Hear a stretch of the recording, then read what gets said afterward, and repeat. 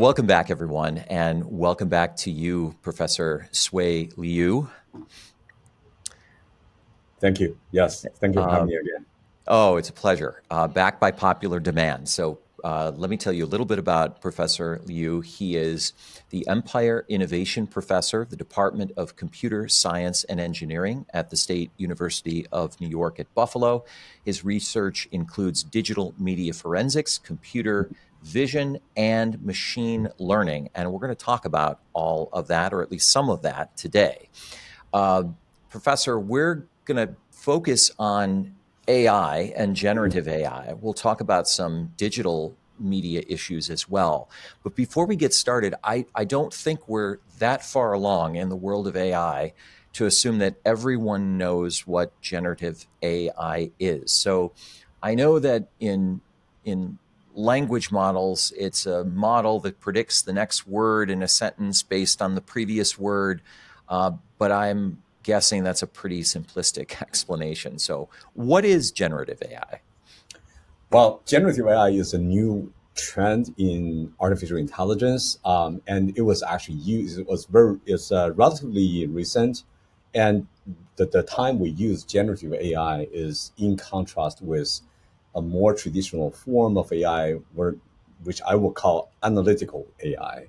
So in analytical AI, the target is to basically come up with an answer from an input. Say, somebody asks a question, say if this image contains a human face or it's a cat or it's a dog, then the AI model will tell you yes or no.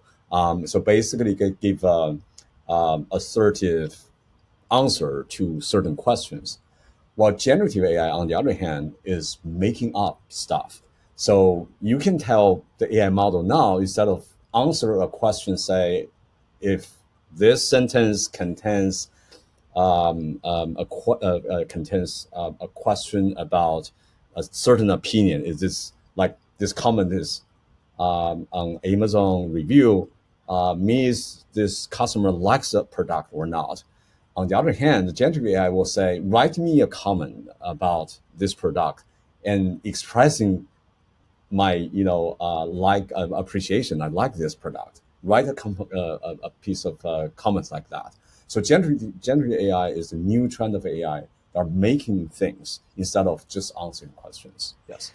So, and I appreciate that. Thanks, Professor. And that makes sense to me. When I think of analytical AI, I'm thinking that our research models, Lexis, Westlaw, case text, where I can insert a prompt and there is this corpus of case law, and using a Boolean search or a prompt, I can then receive from that model the most relevant cases. But they're not. That model isn't creating anything that doesn't already exist. So let's talk about generative AI that creates things that don't exist. And my next question is, what happened? I mean, last summer, no one knew anything about Chat GPT. No one knew what generative AI was or is. And then in November 2022, OpenAI launches Chat GPT. And now all of a sudden, we all have to figure out how this is relevant to our lives and how we can incorporate it into our lives and businesses. I know it didn't happen overnight. Can you just walk us through how it did happen? How was it that last fall we all became introduced to generative AI? That's a great question. I think all this is actually an accumulation of many years of research in this area. The public only become aware of generative AI starting, as you mentioned, November of last year. We probably just passed a bit over 1 year mark of the development of I'll say coming to the public awareness of generative AI. But this area of branch of artificial intelligence has been under very active development for at least 10 years, not even more. So this is actually when we started artificial intelligence. Analytical AI and generative AI are two branches going in parallel and sort of borrowing area from each other and encouraging each other, promoting each other too. So these are the two, basically mapping back to two, basic activities of human intelligence or human brains are dealing with. In the real world, sometimes we have to deal with analytical stuff. We have to make decision, on daily basis. Should I turn left or right, at this crossing when I'm driving. But we also need to we also need to do a lot of things that are creative, requires, original thinking. And those are generative intelligent behaviors. So this is, ever since the AI, artificial intelligence, becomes a research area, people start to get interested in both analytical and generative branches of it. So I think the earliest example of generative AI I can think of is probably from the early 2000s, when people are making AI models to recreate patches of images that look like real images. It was very primitive, but it was like a baby step, but it's a revolutionary, because back then researchers have already started to think about how to use AI models to recreate what we experience in real world. And what happened is, that has most of the development of generative AI have been behind the scenes. For number one, the results are really not that good to be presented. On the other hand, I think it's also the limitation of computation resources and data, and many of the other technical factors. So it's all this development in this, like in many other fields, especially in AI, where the development is like exponential. So before we reach certain threshold, it's always under the scene, beneath under the surface. And it was last November, when OpenAI finally opened up this Chat GPT that make it public, and a lot of people can play with it. Then we're suddenly aware that we have that capacity. But the precursor of ChatGPT, which is known as the GPT model, I have tested and play with the system, I think as early as 2020. And they have a GPT version 1.0, GPT 2.0, and ChatGPT is based on 3.0. Sorry. So I have seen two previous versions of that, and I can literally see the improvement of the generative quality across different versions. Yes. So there are a lot of previous development behind the scenes, under the surface. And November 2022 was the time that the technology is finally sophisticated and mature enough that the common user can start to appreciate Right. their The moment that we all saw the tip of the iceberg, and I've used it as well. I've used it to create lists of questions, more or less out of curiosity. I know some have rather infamously used it to conduct legal research, which has turned out to result in hallucinations that have gotten more than a couple of lawyers into some very serious trouble. We're going to talk about some of the dangers of generative AI in a moment, but first, can you just give us a sense? I know your focus, although you're very familiar with large language models, your focus has been in the digital media realm. Give us some examples. If we're sitting here in early 2024 and you're looking out onto the horizon, what are some of the uses that you expect will be mainstreamed, as opposed to uses that are confined to large corporations and maybe research institutions like UB? That's a wonderful question. And if I have a looking glass into the future, Yeah. I will say, definitely one of the major trends will be the personalization of the large language models. So right now we're at the mercy of whatever OpenAI come up with their ChatGPT model trained on the whole corpus of internet. But I think to make ChatGPT type of large language models more useful for ordinary users, and I would say particularly professionals, like lawyers, corporate executives, whoever have a special need of, a context. ChatGPT will become more tailored to that sort of corpus. So, I want a ChatGPT like a personal assistant to me, and be able to help me writing simple emails or template, formatted documents in my writing style. Then I think is going to, I will have such a GPT model that will learn from all the materials I wrote in the past, and then come up with something that really reads like what I wrote. And that will make the model a lot more useful than at the current level. And this is already happening. GPT, OpenAI is actually opening up an API where you can provide your own training data set and personalize or specialize the GPT model to come up with things that more aligned with your particular requirement and context. So I think that's definitely one trend. The other trend is you talk about interface between different modalities. So just come up with text is one thing, but we also want to understand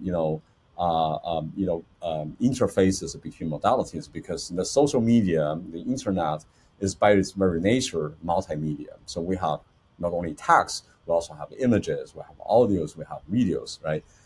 So I think another big trend I will predict, is this interfacing between different media modalities, from images, videos, and audios to text. For instance, ChatGPT already, the current GPT-4 model already have a visual module where you can upload an image, and it will say something.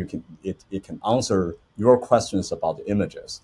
I'm assuming this will become very useful, especially say for particular legal context.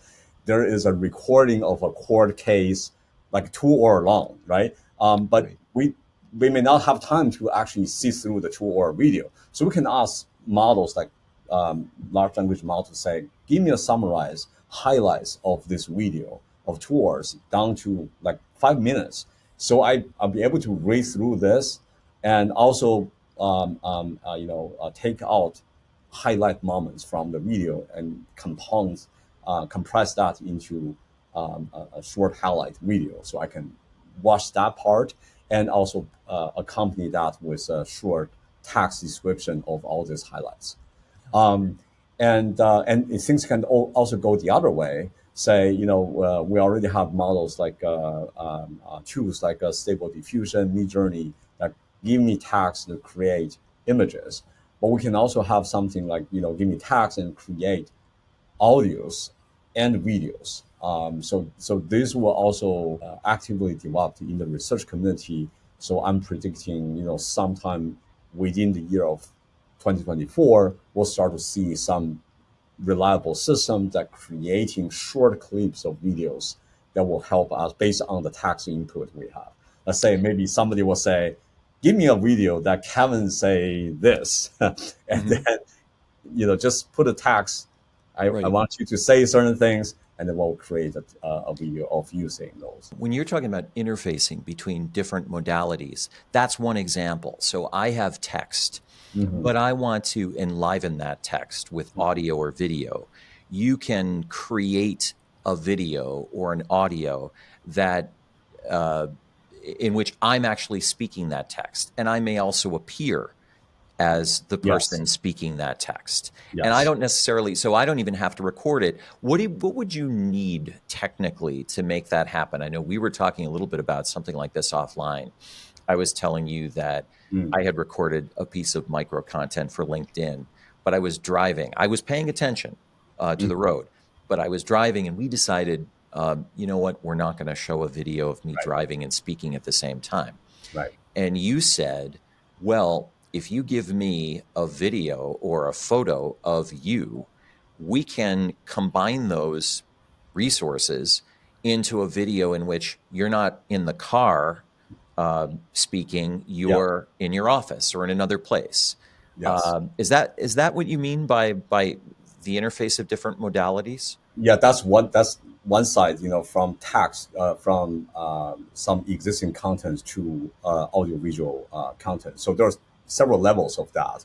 I'll say the simplest level is you give me if I have a soundtrack of you talking, you just don't have your visual, your video of speaking those words. There are AI tools called lip syncing. So the easiest one is I can take a video, say the video we're doing now, Mm-hmm. and then I can use that AI tool can be used to create essentially the shapes of your lips in a video to match up with the input audio. So I can take your audio track, run through the AI algorithm, Mm-hmm. generate your lips as you speaking those words, and paste it back into your video like this one, and then it will have the impression as you were actually there talking speaking those words, and that's the easiest one to do. Mm-hmm. Or slightly more sophisticated, I can take a single image of you, and I can use that algorithm to create again the lip shapes, and then I can recreate your face movement and lip movement just based on one image. The quality will not be as it will not be as realistic or natural as if I have the original video. But it will, if for casual viewers, or you just want to put it on as an impression of you talking there, and it's pretty decent. So that's called talking head generation.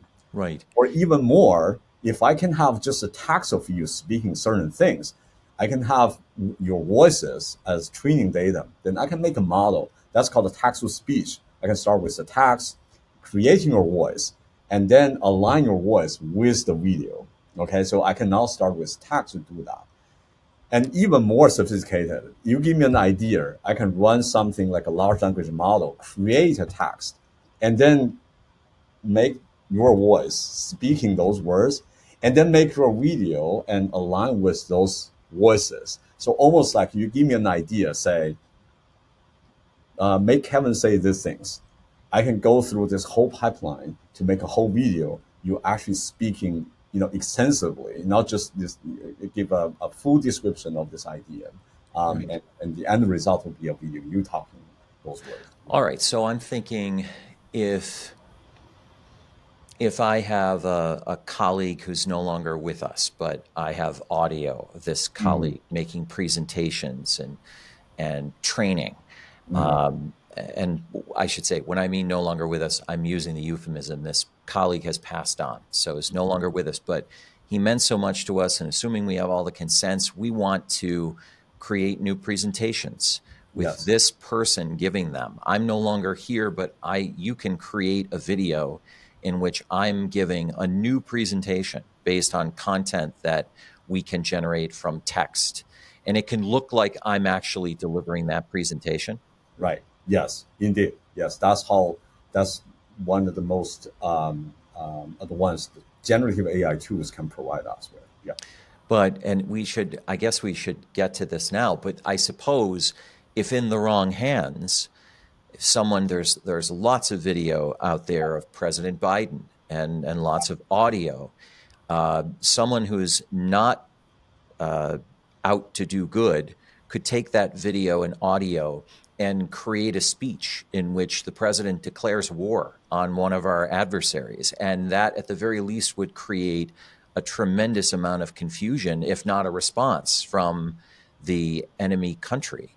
So, if that's the case, and if that's where we're headed, Professor Liu, what guardrails do you recommend for this digital technology or generative AI? How do we come up with a set of rules and guidelines to make sure that we're all running 1,000 miles an hour, learning this new technology, that we use it for good and not for ill? I think, yeah, that's a question a lot of people ask me.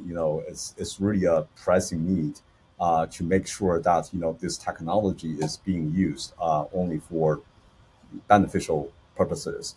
I think fundamentally, this, by the way, this is also the main main objectives of the executive order from the White House, or I think in October, is putting guardrails to generative AI technologies because a lot of people are becoming aware of the potential negative uses of this technology. As you mentioned, spreading disinformation using famous faces.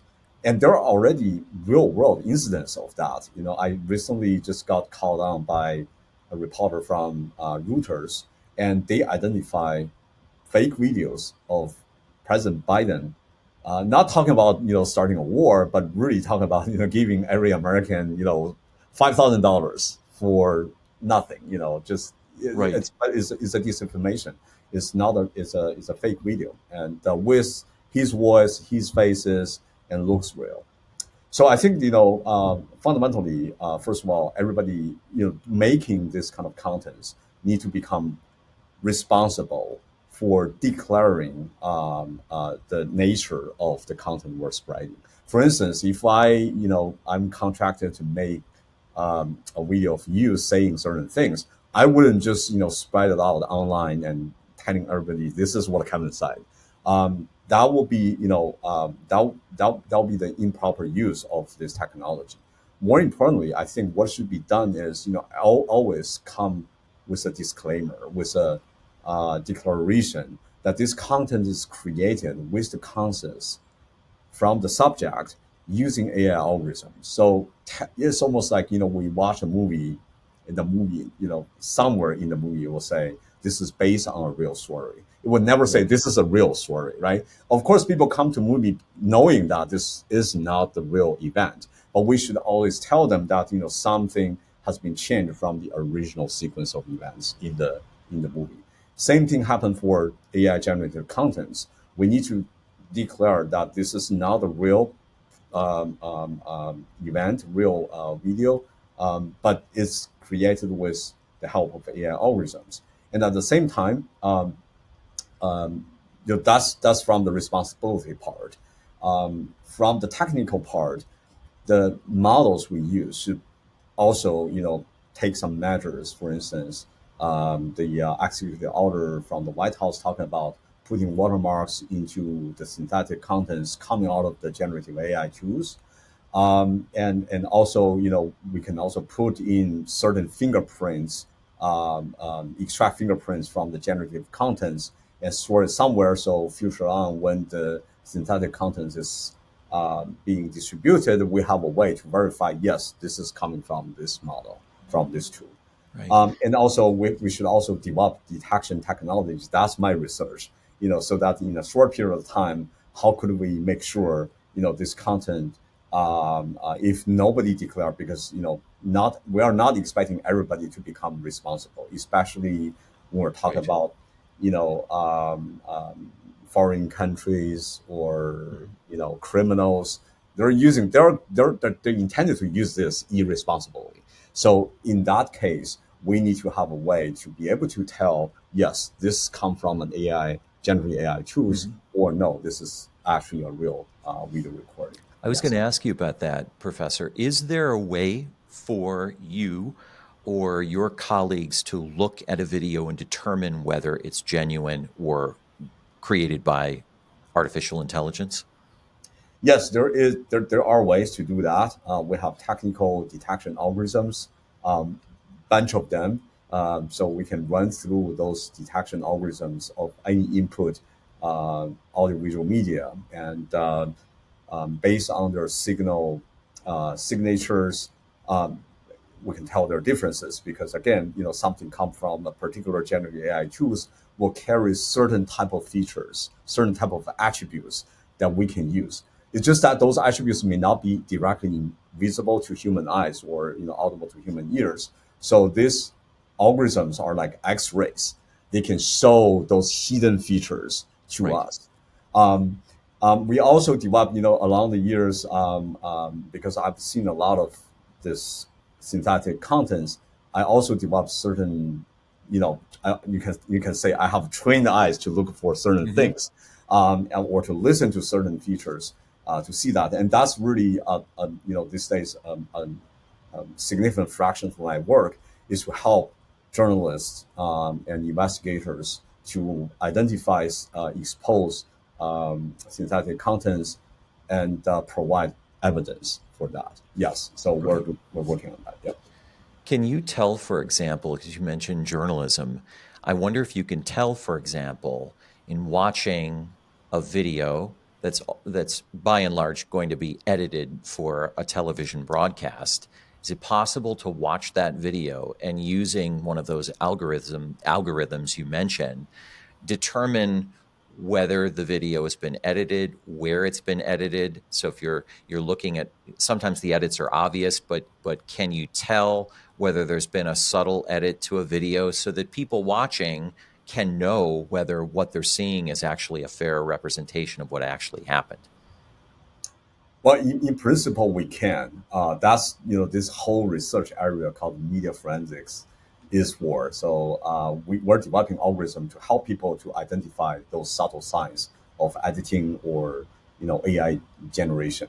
But in practice, it's a very challenging problem, and especially when the change are small, and not very significant. The algorithm need to be very accurate about where the video was actually edited or manipulated. So most of the detection algorithms are statistical in nature, so they give you an answer but not deterministic answer.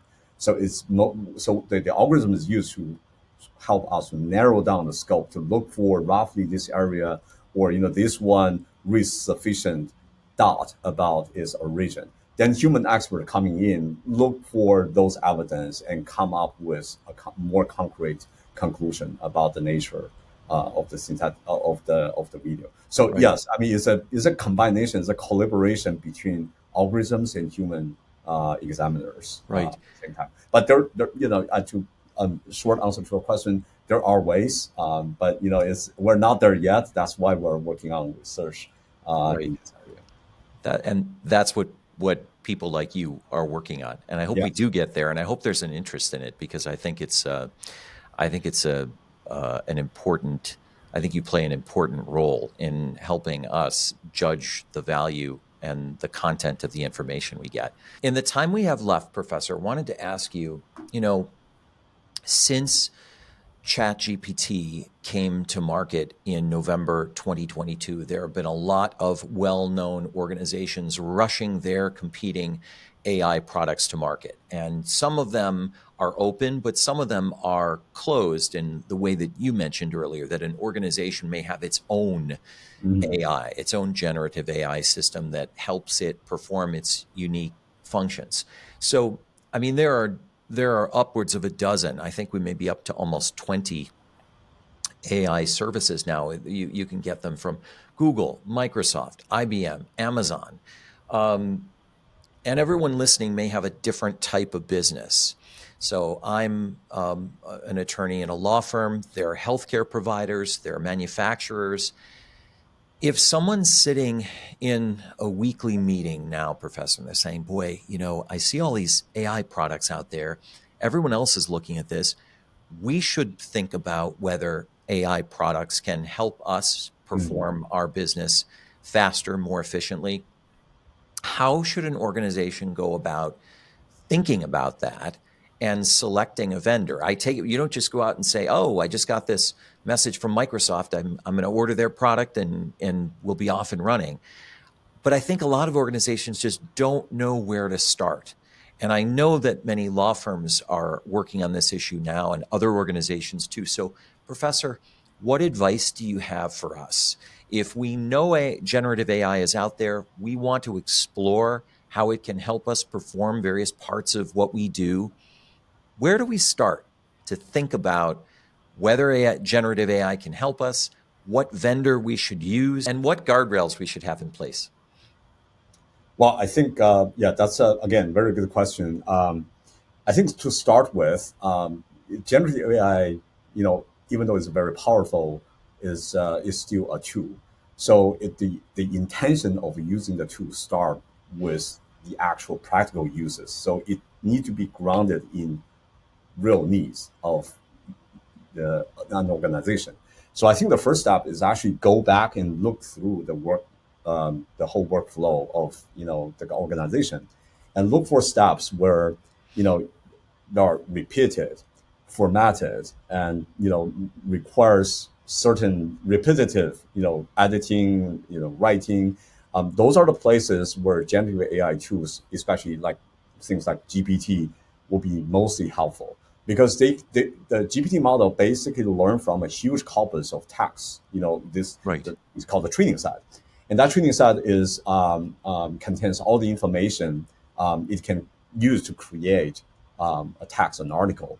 And if the more formatted the end result needs, the easier the model will come up with something that is readable and natural. So I think these number one I would suggest is looking for the need. Where do you actually need it, right? Because a lot of places is you don't need too much of variations. Most of the time is just following certain formats. And having somebody have to type in everything and write everything will become less efficient. That's where the generative AI tools, especially large language models, will be most helpful. Um, Now, comparing different models, I think there are a couple of different factors you can think about. But to me, most of the AI providers, large language model becomes very expensive. So you actually do not have a lot of vendors who have the capacity of running from scratch, train a large language model and provide it as a service. So between the major players, I would say the difference is actually quite subtle, because it's really about the volume of data you use, and the architecture they're using are all sophisticated and complicated enough, that complex enough that I think the difference are not significant. Um, but the difference lies in how much they can be flexible towards your organization's need. Like, can they open up and adapt quickly to a particular corpus that of your interest, right? And number two is response time. How well they can get changed along the way. So you put in, like in ChatGPT, you say, I don't like this, change the style a little bit. How fast, how many, in terms of number of iterations you need to make the model aware that the style need to be changed to satisfy your requirement. Mm-hmm. I think number three is related with your last point, is the safeguard. It's about hallucination. When you give them the space of creation, making up things, how much of the stuff that will come up with that does not comply with set up rules or laws. Those are very important because the I would say, if the model is more conservative, if on one side it's less come up with some new things, but on the other side it reduced the need and effort from human to actually look at what is created from the model and correct what is wrong. So I think this is a few factors you can throw in to decide on this. But the best way to do that is have a specific set of tasks run in parallel, see compare the results, Right. and see come up with data, and then you can do a better comparison there. You want to be able to compare each service provider with the common text, just so you can compare apples to apples. Exactly. Yeah. Exactly. Well, Professor Liu, thank you so much. I know you've got to run, but I think that generative AI is going to be a game changer for all of our listeners and our businesses across the country, but there are potential risks. And the more we understand about it, the more we understand how to use it responsibly and how to select the vendors that provide it, I think the more successful we're going to be. And the organizations that figure that out first are unquestionably going to have a leg up on their competitors. Absolutely. Yes. All right, Professor Liu from the State University of New York at Buffalo, thank you so much for coming back. I really enjoyed talking with you about generative AI. I hope you'll come back to talk to us again sometime soon. Thank you so much for having me. Yes, it's my pleasure. Yes. Thank Sure. you. And Thanks to all of you. We'll be back soon with another episode. The CyberSip podcast is available on barclaydamon.com, YouTube, LinkedIn, Apple Podcasts, and Spotify. Like, follow, share, and continue to listen.